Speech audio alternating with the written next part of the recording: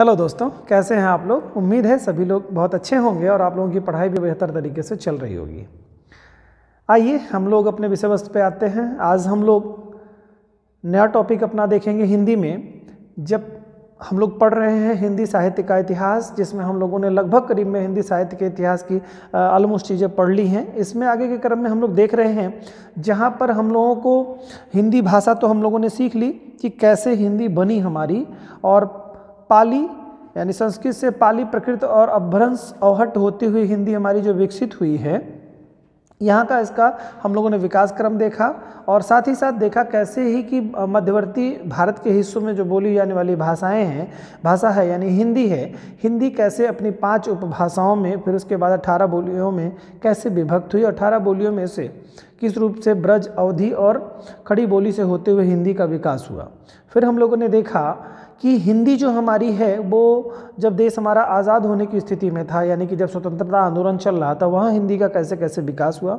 उसके बाद हम लोगों ने देखा कि जब देश हमारा आज़ाद हो जाता है फिर हिंदी की क्या संवैधानिक स्थिति बनती है। तो भाग 17 में हम लोगों ने देखा आर्टिकल 343 से लेकर 351 के मध्य में हम लोगों ने देखा कि कैसे कैसे हिंदी के बारे में क्या क्या बातें बताई गई हैं। ऑलमोस्ट चीज़ें आप लोग पढ़ चुके हैं। उम्मीद है कि वो सारी चीज़ें समझ में आई होंगी और आपके कंपटीशन के पॉइंट ऑफ व्यू से, और साथ ही साथ हिंदी पे जो समझ होनी चाहिए जब कोई आप निबंध लिखेंगे तो आपकी एक अच्छी समझ विकसित हुई होगी। आज हम लोग लिपि के बारे में बात करेंगे। एक्चुअल में लिपि होती क्या है और भाषा क्या है। तो भाषा और लिपि में थोड़े से अंतर हैं जिनको आपको स्पष्ट होना बहुत ज़रूरी है। देखिए, भाषा क्या होती है, जो कोई लैंग्वेज बोली जाती है, जो सुनी जाती है। जैसे कोई बात करे अगर इंग्लिश में तो हम क्या कहते हैं, इंग्लिश भाषा में बोल रहा है वो, ठीक है। या कोई भी जैसे हिंदी है, हिंदी में खड़ी बोली में बोल रहा है, अवधी में बोल रहा है, तो क्या हम जब उसको लिसन करते हैं, सुनते हैं, तो हमें समझ में आ जाता है कि एक्चुअल में उसकी लैंग्वेज क्या है, यानी भाषा उसकी क्या है। तो जो भाषा उच्चारित की जाती है, यानी कि जो कानों की ध्वनि से हमको सुनाई देती है, वो लैंग्वेज क्या कहलाती है, भाषा कहलाती है। चाहे वो कोई भी हो, चाहे उर्दू जबान हो, उर्दू हो, फारसी हो, अरबी हो, है ना, हिंदी हो, अंग्रेजी हो, और कुछ भी हो, जो भाषा सुनाई देती है वो हमारी भाषा कहलाती है, ठीक है।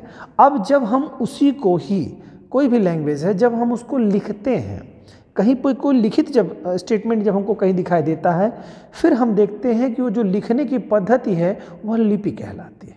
जैसे हम लोग इंग्लिश में मैसेज जब टाइप करते हैं तो मैसेज को क्या करते हैं, जैसे हिंदी भाषा का जो शब्द है, हिंदी की भाषा को हम लोग इंग्लिश में लिखते हैं, रोमन लैंग्वेज में लिखना शुरू कर देते हैं।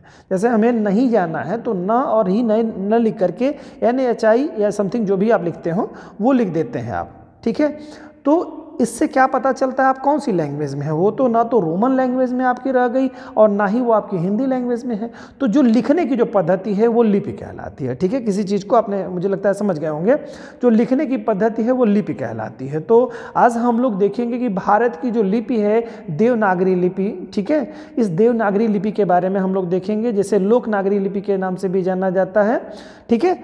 देवनागरी लिपि या लोकनागरी लिपि, या इसी को ही हम लोग हिंदी लिपि के नाम से भी जानते हैं, ठीक है।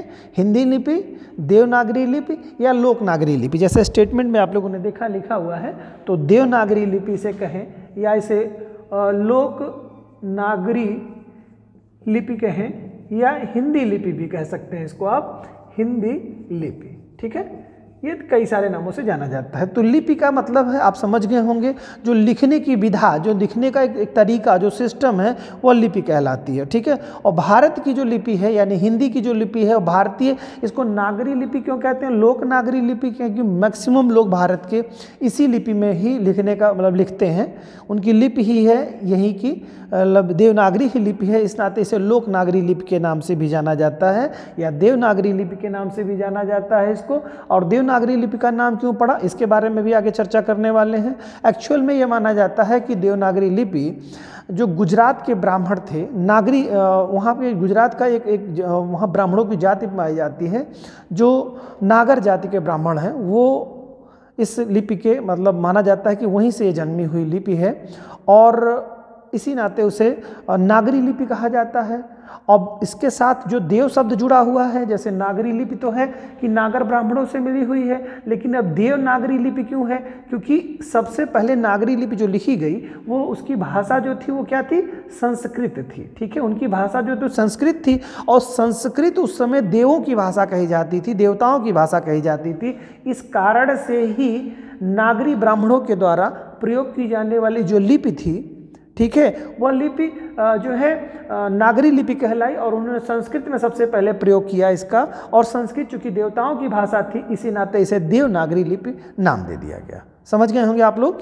तो ये नामकरण क्यों पड़ा? क्योंकि गुजरात के नागर जाति के ब्राह्मण जो पाए जाते हैं उन लोगों से ही इस लिपि का, नागरी लिपि का विकास माना जाता है, और उन्होंने सबसे पहले जो अपनी लिपि लिखी वो संस्कृत भाषा से बनी सबसे पहले। इसी कारण से आप लोग जब हिंदी पढ़ते हैं तो देखते हैं संस्कृत से बाद पाली, पाली से प्रकृत, प्रकृत से अभ्रंश, अभ्रंश से अवहट, अवहट से हिंदी। ये क्रम जो चल रहा है ना आप लोगों का, ये यहीं से जन्मा हुआ है। तो ये जो लिखने की विधा है, हिंदी को लिखने की विधा है, वो देवनागरी लिपि के नाम से जाना जाता है। ठीक है, इसकी कुछ महत्वपूर्ण बातें और भी हम लोग देखते हैं, फिर तथ्यों के आधार पर हम लोग चलते आगे बढ़ते चले जाएंगे।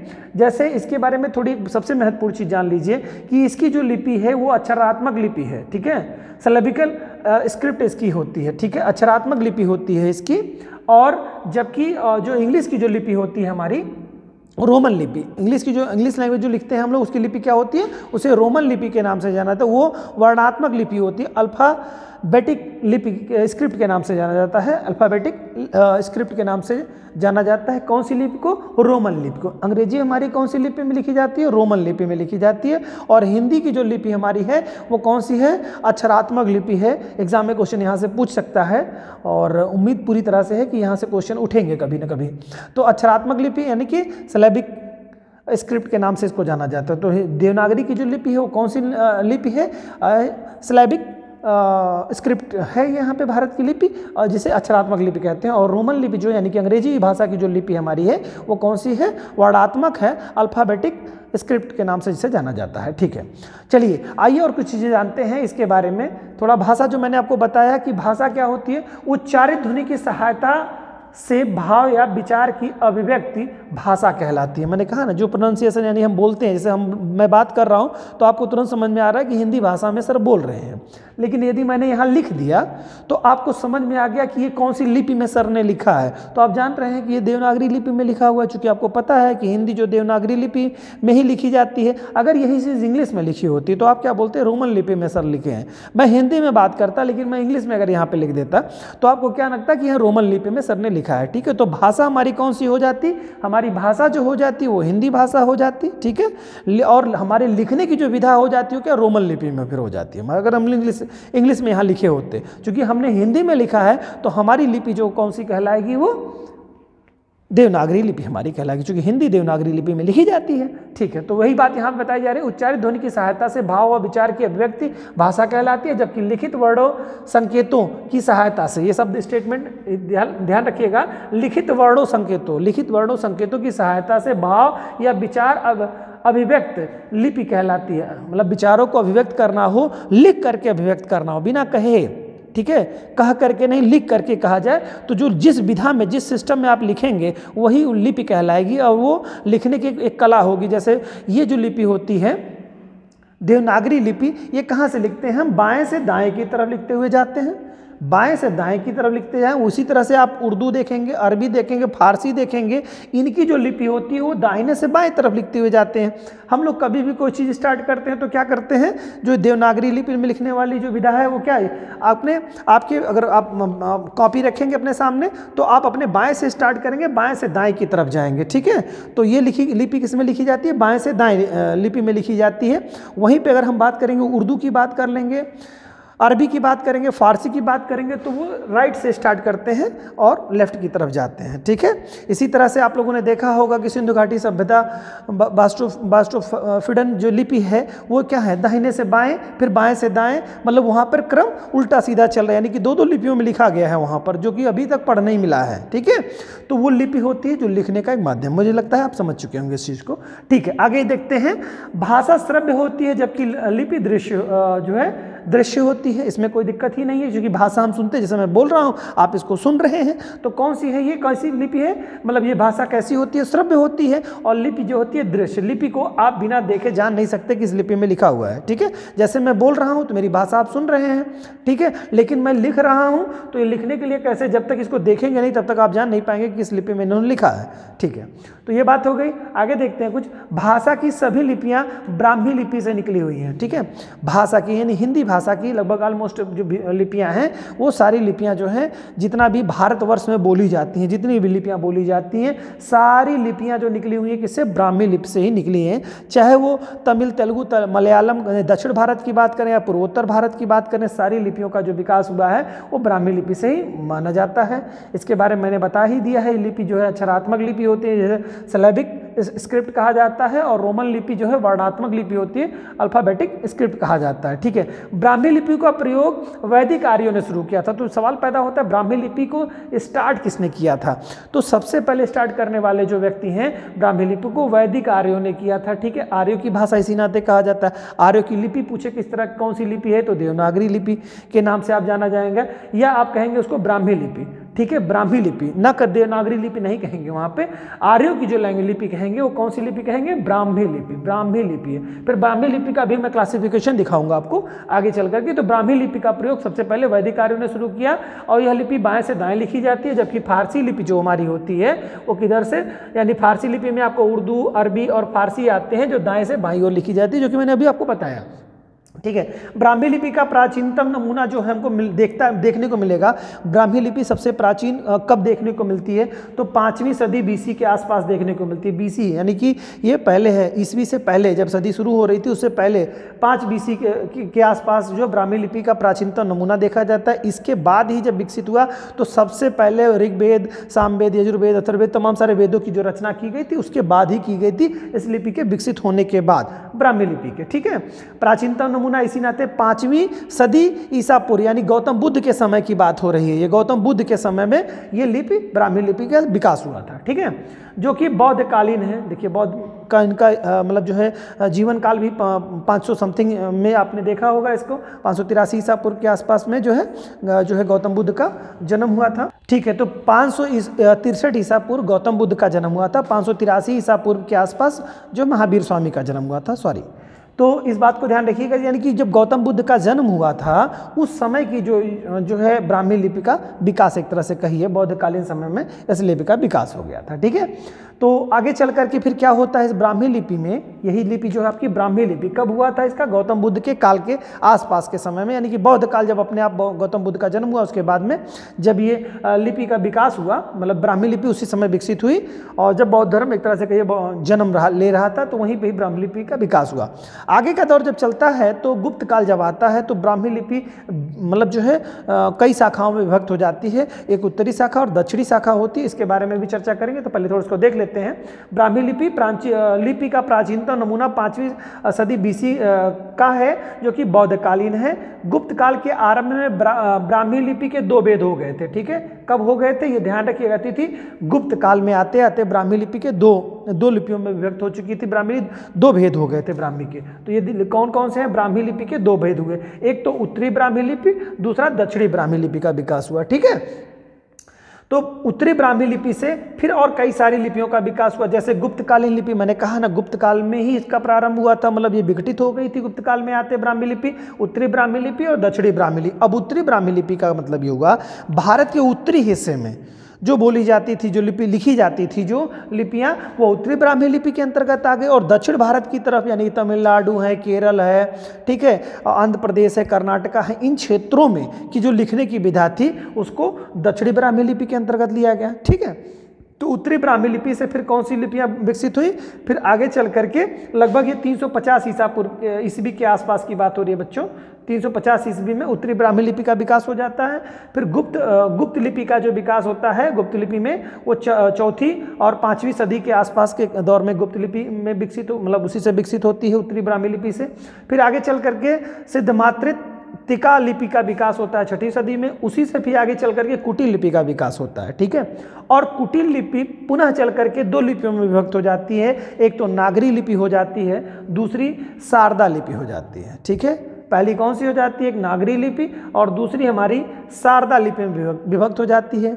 और शारदा लिपि पुनः दो भागों में विभक्त हो जाती है। पहली भाषा होती है देवनागरी लिपि की, फिर इसके बाद राजस्थानी की, गुजराती की, महाजनी की, कैथी हो जाती है पश्चिमी शाखा से, और पूर्वी शाखा यानी कि जो हमारा पहले जो क्लासिफिकेशन था वो दो था, एक तो उत्तरी और दक्षिणी था, और उत्तरी दक्षिणी में फिर दो भागों में उत्तरी भाग फिर पुनः दो भागों में बढ़ जाता है। एक तो आपका जो एक पूर्वोत्तर भारत का हिस्सा आ जाता है जिसमें बंगाल वगैरह के क्षेत्र से लेकर के और पूर्वोत्तर भारत के हिस्से आ जाते हैं। दूसरा बंगाल के पश्चिम की तरफ का पूरा हिस्सा यानी बिहार से लेकर उत्तर प्रदेश, राजस्थान, इन तरफ के क्षेत्रों में आ जाता है। तो यहाँ पर नागरी लिपि यानी उत्तरी जो हमारी ब्राह्मी लिपि, उत्तरी दक्षिणी क्यों बटा हुआ है, उत्तरी मतलब भारत का उत्तरी हिस्सा और भारत का दक्षिणी हिस्सा। तो उत्तरी हिस्से में ये तमाम सारे विकास होते चले गए क्रम वाइज, फिर दक्षिणी में और विकास हुआ है तो मैं उसकी बात अभी दक्षिणी में करूंगा। फिर उत्तरी पुनः दो भागों में बढ़ जाती है। एक कौन हो जाती है, एक तो बंगाल से लेकर के पूर्वोत्तर की तरफ, दूसरी बंगाल से पश्चिम की तरफ के हिस्से में जो बोली जाती है। तो जो उत्तरी हिस्से में बोली जाती है उसे नागरी लिखी जाती है, जो नागरी लिपि कहलाती है। और जो शारदा लिपि है ये फिर एक तरह से कहिए नागरी लिपि का ही पुनः दो भागों में विभाग हो जाता है। एक तो नागरी लिपि में हो जाता है, दूसरा शारदा लिपि में होता है। तो नागरी लिपि दो भागों में बढ़ती है बच्चों, नागरी लिपि दो भागों में बढ़ती है, एक तो पश्चिमी शाखा, दूसरा पूर्वी शाखा। और इसके अलावा जो हमारे पंजाब जो पहाड़ी हिस्से हमारे जो पड़ते हैं, एक तरह से कहिए पंजाब है, कश्मीर है, लद्दाख है, टाकरी है, ये एक तरह से मतलब मान के चलिए जो हिमालयी क्षेत्रों के जो मिलते हैं वहाँ पर जो है उत्तरी ब्राह्मी लिपि में ही, चूँकि उत्तर में ही अब आ रहे हैं सब, उत्तर में पूरा हिस्सा मैंने कहा उत्तर और दक्षिण। तो उत्तर और दक्षिण में अगर हम देखेंगे तो उत्तर के फिर दो हिस्से बन जाते हैं, ऐसे आप समझिएगा उत्तर के दो हिस्से बन जाते हैं। एक तो पूरा मैदानी वाला बेल्ट असम तक लेकर के, पूरा राजस्थान से लेकर के असम तक का ये बीच का मैदानी हिस्सा हो गया, एक ये हो गया जिसे हम लोग नागरी लिपि के नाम से जानते हैं। दूसरा इसके ऊपर का पहाड़ी हिस्सा हो गया जिसमें पंजाब आता है, कश्मीर आएगा और उधर के ऊपर की जो पूरे क्षेत्र हैं वो आएंगे। तो दो भाग इस रूप में बटा है, उत्तरी पुनः दो भागों में। कैसे, एक तो पहाड़ी उत्तरी हो जाएगा और मध्यवर्ती उत्तरी, ऐसे आप समझ सकते हैं। लेकिन क्लासिफिकेशन इसमें इस रूप में नहीं किया है, इन्होंने नागरी लिपि कहा है और शारदा लिपि। शारदा लिपि कहाँ कहा गया, जो पहाड़ी क्षेत्र है यानी कि पंजाब है, जम्मू एंड कश्मीर वगैरह के जो क्षेत्र हैं वो पहाड़ी लिपि के अंतर्गत आ जाते हैं, यानी कि शारदा लिपि के अंतर्गत आ जाएंगे आपके। और जो मैदानी क्षेत्र है असम से लेकर के और राजस्थान तक का हिस्सा वह नागरी लिपि में। फिर नागरी लिपि दो शाखाओं में बटेगी। नागरी लिपि में एक तो जगह पश्चिमी शाखा जो कि राजस्थान वगैरह से लेकर के और उत्तर प्रदेश के हिस्से बिहार तक के हिस्से में आएंगे, और दूसरा जो पूर्वी हिस्सा होगा वो बंगाल लिपि, असम लिपि, उड़ीसा वाले हिस्से इसके अंतर्गत आपके आ जाएंगे। ठीक है, तो इसमें नागरी लिपि दो भागों में पश्चिमी शाखा है और पूर्वी शाखा। पूर्वी शाखा में आपका बंगाल, असम हो गया और उड़ीसा वगैरह जो के क्षेत्र जो आएंगे वहाँ की जो लिपि थी वो पूर्वी लिपि। पूछ सकता है कि बंगला किस लिपि से बना हुआ है, तो नागरी लिपि से निकला हुआ है। ठीक है, और किस नागरी लिपि में, तो पूर्वी नागरी लिपि की शाखा से निकला हुआ है।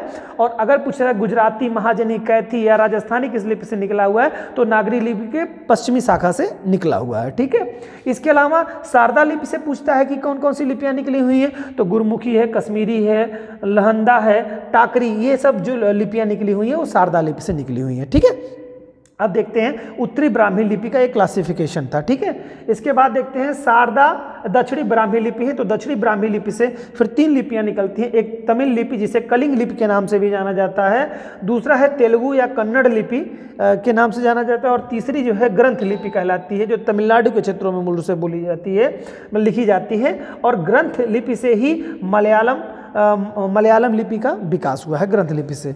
तो ये तो था आपका मतलब ये आपका देवनागरी लिपि के बारे में, लिपियां जो है कैसे कैसे विकसित हुई और क्या क्या चीज़ें इसमें रही हैं। अब इनके बारे में हम लोगों को देखना है कि इन लिपियों के क्या दोष हैं, क्या इनके फायदे हैं, यानी कि गुण और दोषों के बारे में देखना है। ये कुछ तथ्य रहेंगे, बाकी तो ये लिपि के बारे में आपको समझ में आ गया होगा, उम्मीद करता हूँ। ये लिपि तो देवनागरी लिपि से संबंधित जो क्वेश्चन आपके आएंगे तो यहीं से ही कम से कम कमोबेश इसी में से आपको सारे क्वेश्चन मिल जाएंगे। आशा करता हूँ ये आपको जो लिपि है, देवनागरी लिपि है, जिसे लोकनागरी लिपि के नाम से भी जाना जाता है या हमारी हिंदी की लिपि के नाम से भी जाना जाता है, ये अच्छे से आपको समझ में आ गया होगा। आप इस पर एक अच्छी पकड़ बना चुके होंगे। ठीक है, मिलते हैं नेक्स्ट वीडियो में, तब तक के लिए धन्यवाद।